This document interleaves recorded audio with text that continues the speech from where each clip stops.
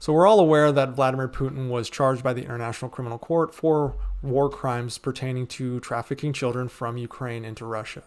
He has admitted to doing so. Now, Moscow has publicly dismissed the Hague's arrest order for Vladimir Putin, with propagandists saying everything from ignore it, the ICC has no jurisdiction, which is actually largely true. They really don't have jurisdiction within Russia, nor do they have a police force to go get Putin if they wanted to, all the way to some propagandists saying that Russia should conduct missile strikes on The Hague.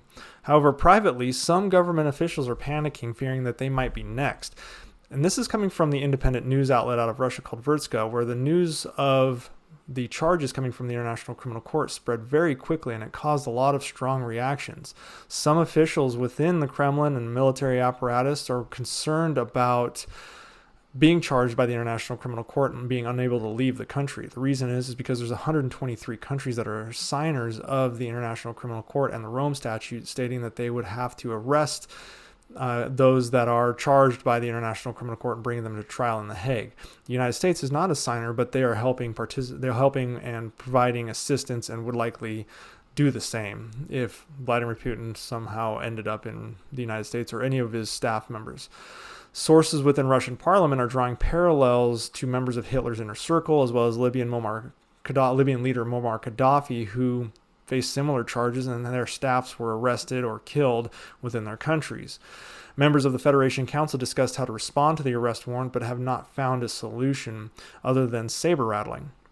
Now, the Kremlin's public stance is downplayed and talked about remaining silent.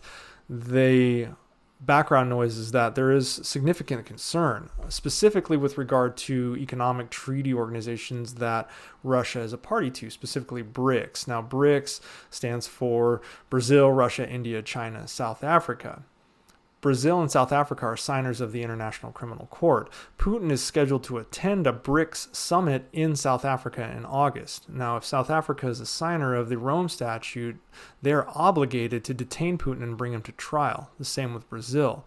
The South African leadership said that they're going to consult with Russia regarding the warrant and review their legislation before determining a way forward. So they're already having to figure out if they're going to remain Rome Statute signatories to the International Criminal Court and arrest Putin, or if they're going to back out completely and continue business with Russia. Now, South Africa remains close to Moscow and have even abstained from voting in the UN and condemning Russia's invasion of Ukraine. So rather than voting with those that are condemning it, or rather than even voting with Russia, they've just abstained, staying out of the voting completely.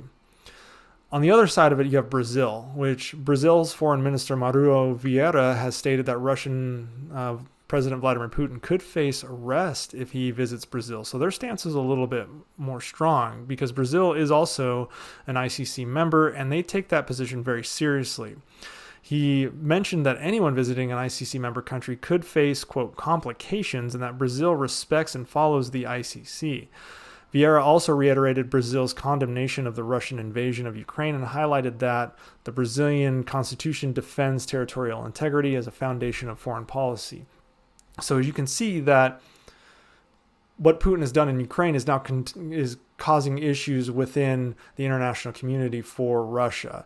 Does South Africa maintain its ties within the International Criminal Court, or do they exit the criminal court so they can remain friends with Russia? Brazil, who is heavily tied into the economic and even military apparatus of the United States and the West, although they are a part of BRICS, likely will not budge from that stance, meaning that I don't foresee Putin or any of his lackeys visiting Brazil anytime soon. Now, as far as South Africa is concerned, I could probably see them exiting the International Criminal Court so that they can maintain cordial relations with Russia. But we'll see. Regardless of what happens, it is a very sticky situation for the Kremlin and Putin to have to navigate through, with one of the only economic alliances they can count on going forward. And the BRICS nations are not even a military alliance. It's just kind of a vague economic alliance that is trying to counter Western hegemony. They've largely been a failure at doing so over the last 20 years. But going forward, it might be harder if there's a threat of arresting Vladimir Putin were he to show up in South Africa or Brazil.